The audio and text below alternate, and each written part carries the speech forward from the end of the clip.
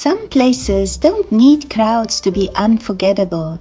They just need the sound of the sea, the silence of the mountains, and a road that leads you somewhere unexpected.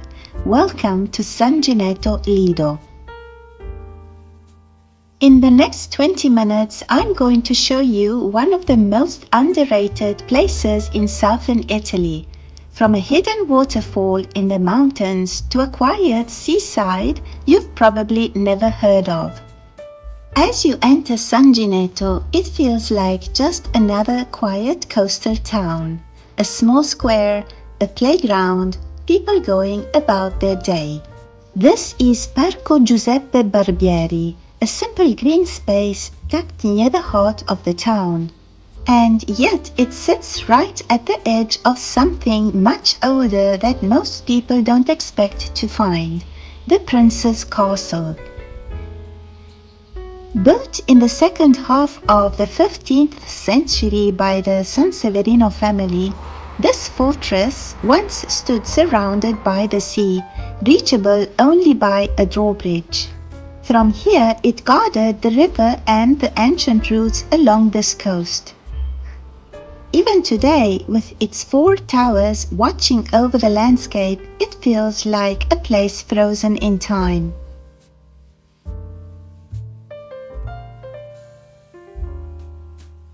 Now I'm heading toward the seafront of Sangineto. We're here in April, so it's still really quiet, no crowds, no summer energy yet. In the summer, this whole area usually comes alive with people, music, and completely different atmosphere. But right now, it's just calm and you can really see the place as it is. Sangineto is on the Tyrrhenian coast of Calabria in the Riviera dei Cedri between Belvedere Marittimo and Bonifati. The town stretches from the sea all the way up into the foothills of the Pollino National Park.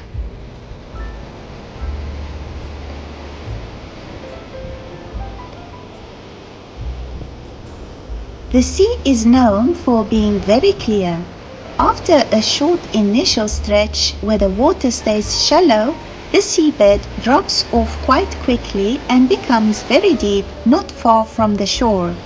It's something you don't always notice at first, but it's part of what defines the coastline of the Riviera dei Cedri. In the summer, this area becomes much more active with beach clubs, bars, restaurants, and people all along the coast. But today, it's just the sound of the waves. As I drive along the seafront, you start to see the small local spots that bring this area to life. Like this bar right here, one of those simple places where people stop for a coffee or a drink by the sea. And from here, I'm leaving the coast behind and heading up toward the historic center of Sangineto. Talking about amenities here in Sangineto Lido, you do have the basics in town like small local supermarkets for everyday needs. But for more complete services, bigger supermarkets, banks, post office, it's better to go to nearby Belvedere Marittimo, which is the main reference point for the area.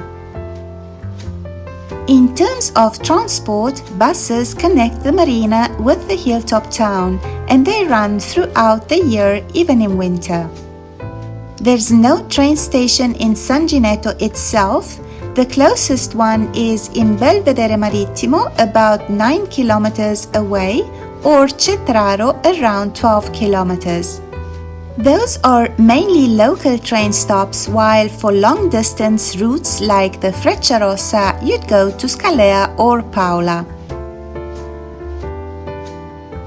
For healthcare, the nearest hospitals are again in Belvedere Marittimo and Cetraro. But there's also local medical coverage with a medical guard, Guardia Medica, both in the hill town and in the marina, plus general practitioners in the area.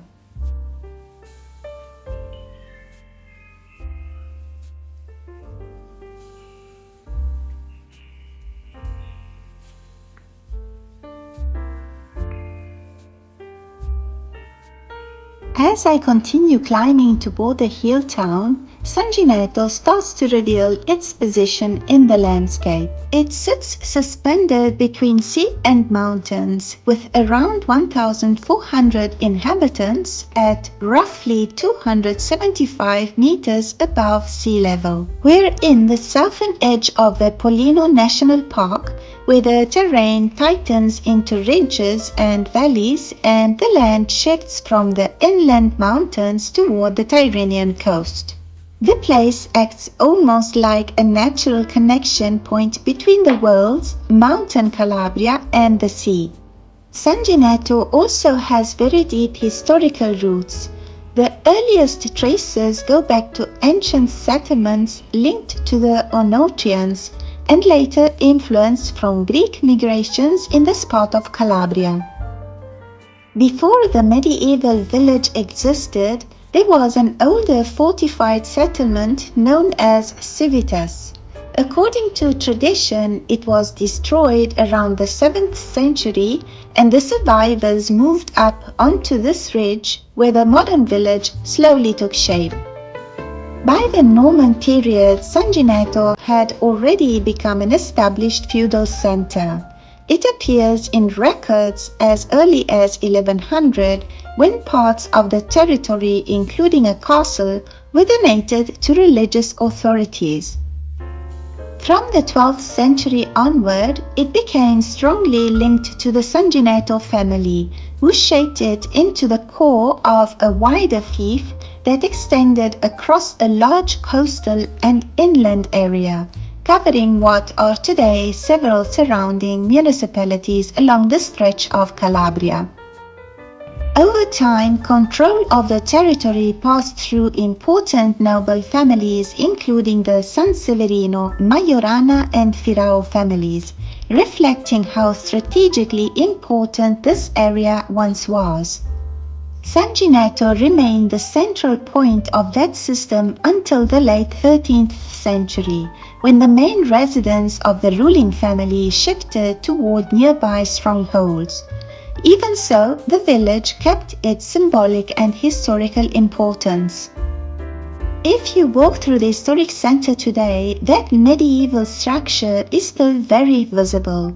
Narrow alleys, steep stone steps, and tightly built houses all follow the shape of the hill. Everything feels adapted to the terrain rather than built against it. At the top once stood the ancient castle, now mostly in ruins, while the religious heart of the village developed around the church of Santa Maria della Neve and the nearby oratory. And the story doesn't stop here. Down toward the coast, Sangineto Lido developed much later, including landmarks like the Prince's Castle, extending the identity of the town from hill to sea. The surrounding landscape adds another layer.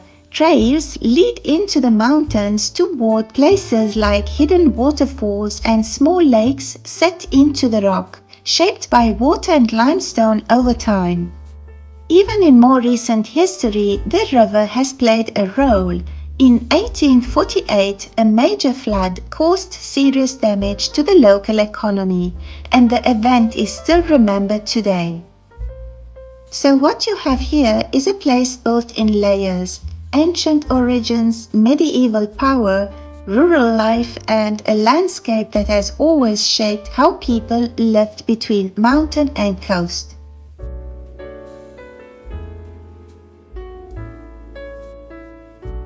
I've just parked my car and the views from here are incredible.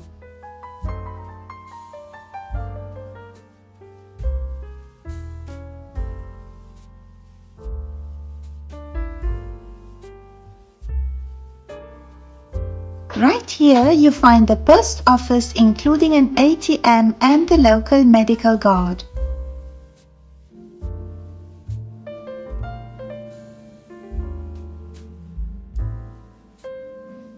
As I move deeper inside, the rhythm of the village changes a bit. The streets get quieter and everything feels more residential, more lived in. You start noticing small details, old stone doorways, worn steps, and little corners that don't really stand out at first but are part of how the village is structured.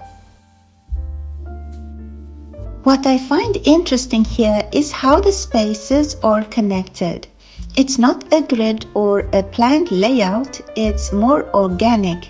You just follow the path and they naturally take you up, down, and around the hill. Every few meters, the view shifts slightly. Sometimes you catch a glimpse of the valley, sometimes just another close-up of the buildings around you. And even though you're in the center of the village, it feels very calm. You don't really get traffic or noise here, just the sound of people living their daily routine. It's one of those places where walking is really the only way to experience it properly because every small turn adds something new to what you're seeing.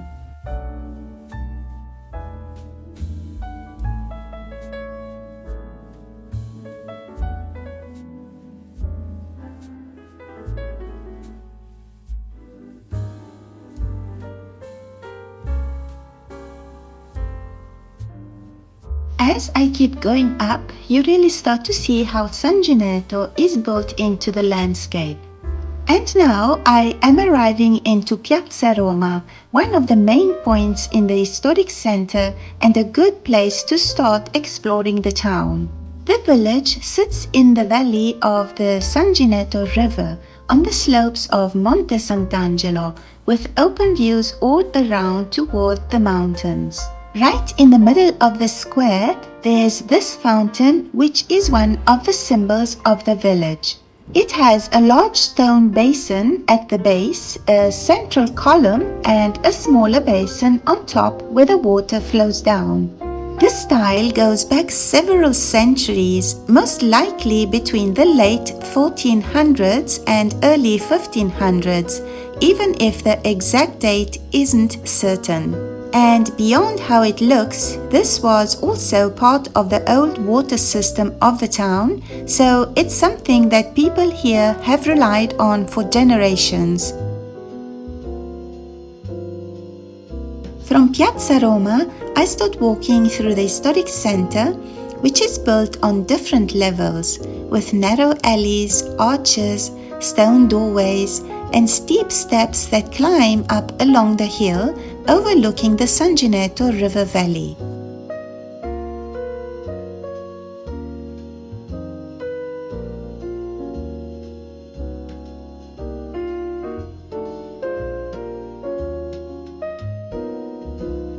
And here I arrive in Piazza Caduti in Guerra. This is another important spot in the village with a war memorial and the main church of Sangineto, Chiesa di Santa Maria della Neve. The church has very old origins, but what we see today comes from later reconstructions after a series of sieges in the Middle Ages.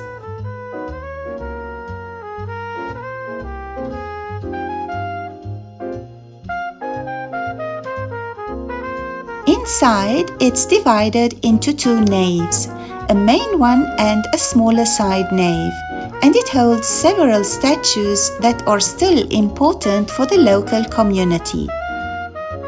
Interestingly, it wasn't always called Santa Maria della Neve. Up until the late 1500s, it was simply known as Santa Maria and only later took on its current name. Inside the church, there's also a smaller space connected to the side nave.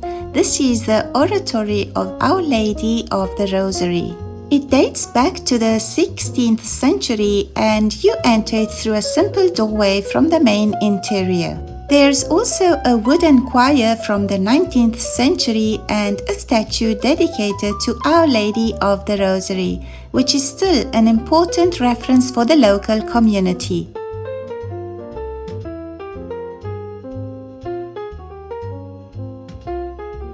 Continuing along Via San Giuseppe, you come across this small chapel dedicated to Saint Joseph. It originally belonged to local families, the Gubitosi first and later the Camarella, and it was restored in the 1980s. I don't know if you've picked up on it, but a lot of the houses here are really well maintained and carefully restored. Many of them have been bought by people from abroad who've come here, fallen in love with the place and taken the time to renovate them with a lot of attention to detail. And I think that's part of what gives the village this particular feel, historic but still looked after and lived in, not abandoned. Continuing along this road, I'm heading toward one of the most unique landmarks in Sangineto. Just a short distance from the historic center along Via San Giuseppe, there's an ancient olive tree known as the Patriarca di Sangineto. It's estimated to be around 2,400 years old based on carbon dating, which makes it one of the oldest trees in this area. The trunk alone is massive, measuring over 6 meters in circumference, and it's located on private land, so visits are only possible with permission.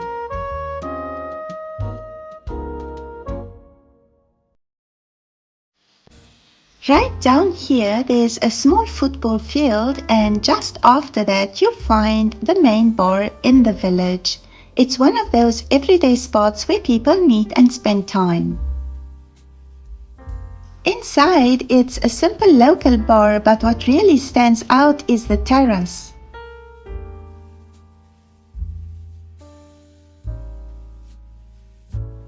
From here, you get a clear view of the mountains around Sangineto, and it's the kind of place where you can sit, have a drink, and take a break. I also met Antonietta, the owner, who was really happy to talk about Sangineto and share a bit about the area. She actually told me about a new place that just opened nearby called Casa Yaya, where they serve traditional dishes as well as pizza. So that's where I'm heading next. While I'm here, a bus actually passes through the area, which is good to see. It confirms what I mentioned earlier, that the historic center is still connected by public transport even from here up on the hill. So it's not isolated but still part of the everyday route through the village. As you can see, in Sangineto there are these steep stairways that appear every now and then. They're basically shortcuts that let you reach the upper levels of the village instead of walking all the way around the streets. And that's exactly what I'm going to do now, take these steps up to reach the new restaurant.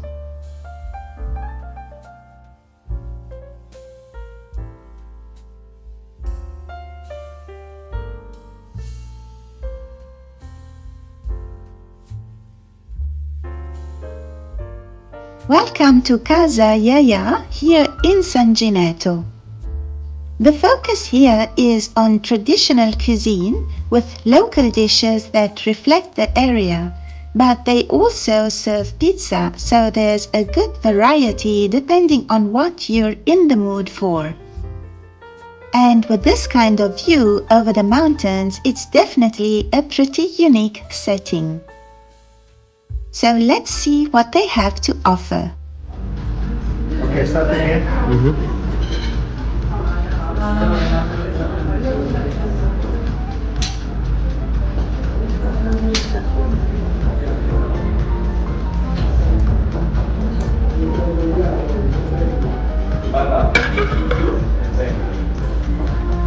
Okay, stop.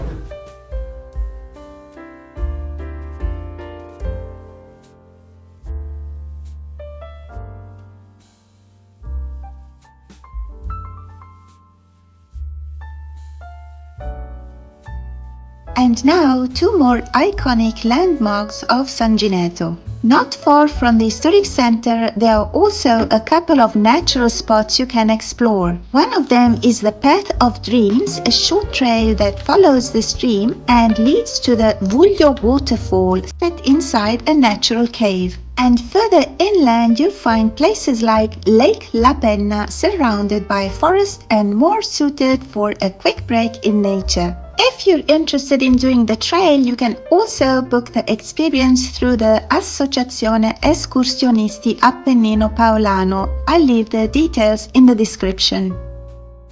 Thanks for watching. I hope you enjoyed, and if you did, feel free to like and subscribe. See you in my next town tour.